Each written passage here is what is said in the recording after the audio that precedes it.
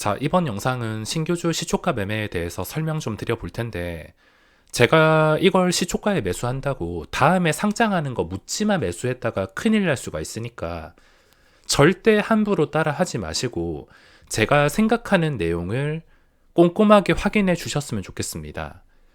일단 이 영상은 녹화 당시에 제가 배가 너무 아파서 바로 나오지도 않고 질질 끌다가 장 시작 후에 볼일을 봐서 녹화 좀 해놓고 이 녹화본에 제가 설명을 덧붙여 보겠습니다. 자, 이 영상은 상장하기 한 6분 전부터 녹화한 영상인데 6분 전이 아니라 한 10분 전에는 매수 대기가 한 1000만 주 정도 깔려 있었습니다.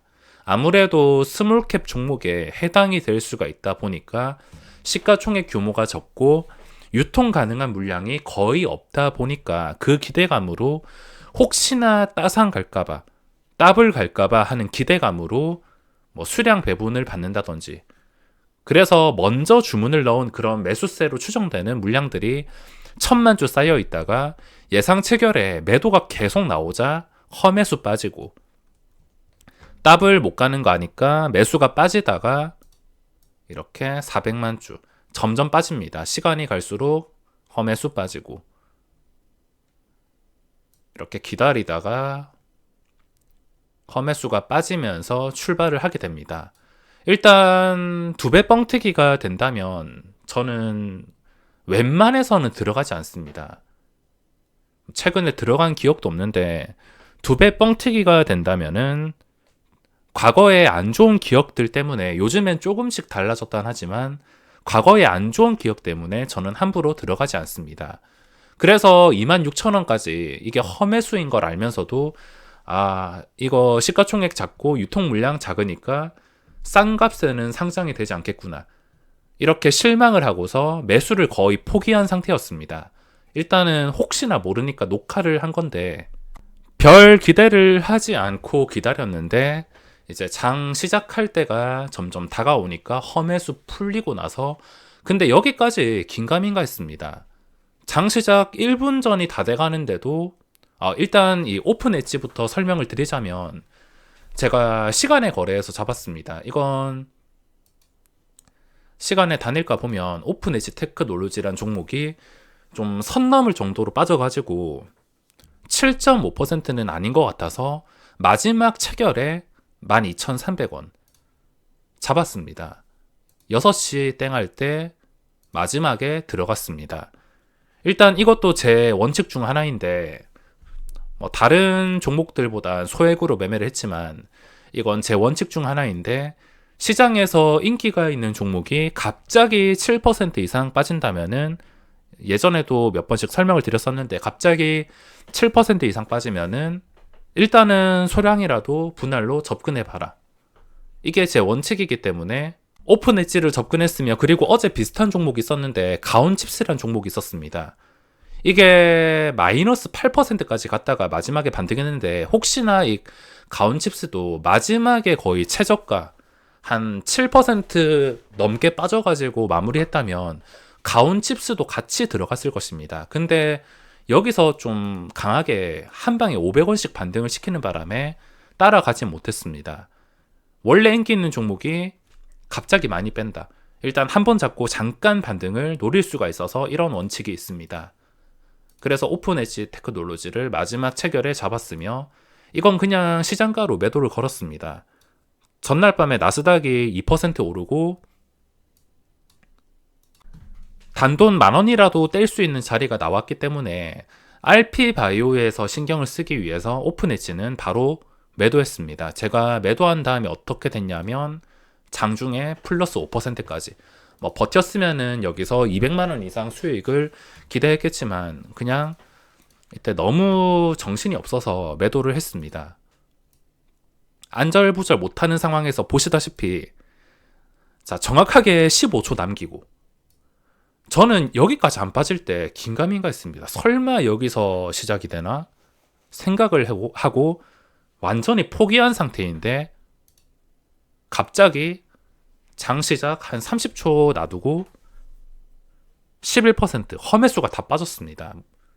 제가 기대했던 가격이 공모가 대비 한 30%까지만 상장이 되어도 합리적일 것 같다 생각을 했기 때문에 30% 이하면 잡으려고 했는데 마지막 또 몇 초를 남겨두고 어떻게 호가가 변하는지 한번 보시면 15%에서 10초를 남겨놓고 이제 서로 체결이 되기 위해서 서로 시장가, 서로 최고가의 주문을 넣습니다. 이 몇 초 사이에 계속 올라서 38%, 40%, 42%. 어차피 저는 한 60% 이하로 이런 스몰캡 종목은 생각하고 있었기 때문에 60을 넘으면은 취소하려고 대기하고 있었습니다. 이렇게 취소 대기.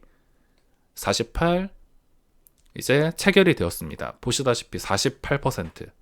체결되고 나서 뭐 희망회로 돌리면서 10%, 20%까지 기대할 수도 있지만 원래 이 매매의 목적이 분위기를 이용한 매매이기 때문에 거기까지 욕심을 부리는 것은 사치일 수가 있고, 그리고 제가 체결되고 나서 배가 너무 아파서 그냥 1%만 먹고 빨리 화장실 가자라 생각을 해서 바로 매도할 생각을 했습니다. 그리고 신규주 특성이 한 번 매수가 몰릴 때 순간적으로 누군가 크게 시장가로 사서 혹시나 말도 안 되는 가격에 체결시킬 수 있을 거란 기대감 때문에 보시다시피 21,500원에 지정을 했습니다. 만약에 이걸 누가 체결을 시킨다면 거의 공짜로 10% 얻어가는 것과 다를 게 없기 때문에 VI가 안 걸리는 신규주에서 일단은 높은 가격에 21,500원에 매도를 걸었다가 이 와중에 오픈엣지 테크놀로지 60만원 차익 챙기고,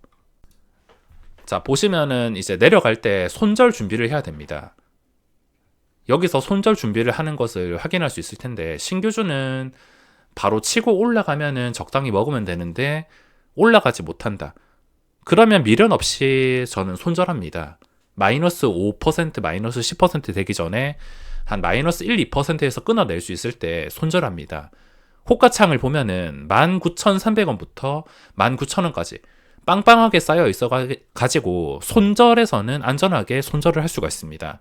잘못된다 하더라도 뭐 19,000원 이하로 긁으면 되기 때문에 손절하기가 굉장히 쉬운 호가창이었습니다. 밑에 호가가 가득 쌓여 있다 보니까 만약에 잘못돼서 이 호가를 누군가 시장가로 깨버린다면 저도 따라서 손절을 하려고 했는데, 이 매수 물량이 있다 보니까 기대감으로 인해서인지 매수가 강하게 들어왔습니다.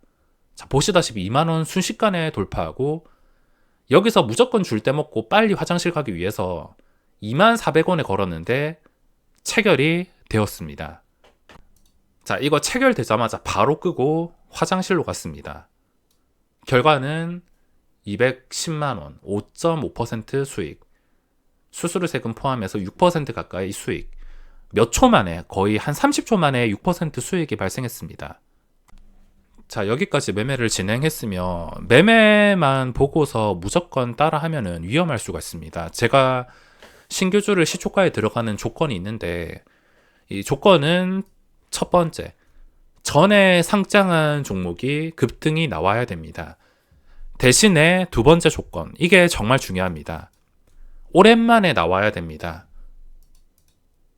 매일 상장하면서, 진짜 짧은 주기로 상장하면서 상장하는 것마다 오르고 분위기가 너무 좋다면 그 분위기가 끝날 시점에 고점에 물려서 고생할 수가 있습니다. 그렇기 때문에 누구나 알고 있는 신규주가 분위기 좋을 때 말고 오랜만에 나와야 됩니다.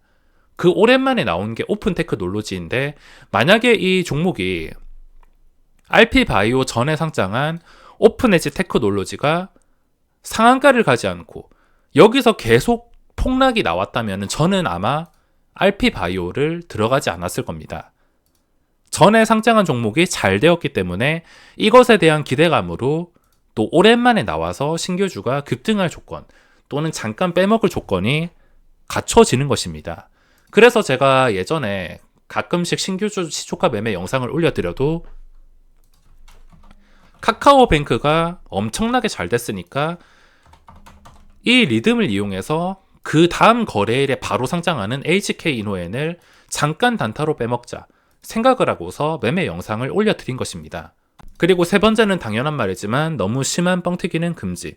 그리고 네 번째는 적당히. 그리고 또 중요한 것은 전에 상장한 종목이 첫 번째라면 그 다음 두 번째, 오픈 엣지가 첫 번째라면 RP바이오가 두 번째입니다. 세 번째부터는 매매 금지. RP바이오 다음에 상장하는 것은 시초가에 넣을 수가 없습니다. 또 신규주가 잠잠해지면서 잠잠해졌을 때 첫 번째 종목이 잘 된다면은 그 잘 되는 틈을 이용해서 그 다음 상장하는 두 번째, 몇 개월마다 한 번씩 이런 상황이 나온다고 생각을 하시면 되겠습니다. 당분간 상장하는 종목들이 많이 나오는데 이제는 시초가에 손을 댈 수가 없습니다. 아무리 느낌이 좋아도 손을 댈 수가 없습니다. 혹시나 뭐 너무 심한 뻥튀기가 아니라면 생각을 할 수 있겠지만 이 매매 원칙은 꼭 지켜야 됩니다. 오랜만에 지금 매매했으니까 또 몇 개월 지나가지고 신규주가 잠잠해질 때를 이용해서 갑자기 어떤 종목이 잘 된다. 그럼 그 다음 날에 그 다음에 상장하는 종목을 노리는 것입니다. 두 번째만 공략하고 세 번째부터는 금지. 그리고 아까 보여드린 영상에서 혹시나 이게 올라가지 못하고 내려앉았는데 손절을 하지 못한다면은 그래도 두 번째란 기대감 때문에 잠깐 내려갔다가 이런 식으로 올라오는 타이밍이 있을 텐데 처음부터 잘못됐기 때문에 올라오는 타이밍에는 손실을 최소화시키고 덜어내는 게 맞습니다. 이 영상에서 중요한 것은 이 조건들이 확실하게 갖춰질 때만 매매하지 아무 때나 신규주를 시초가에 매매한다면 큰 리스크를 부담해야 될 것입니다.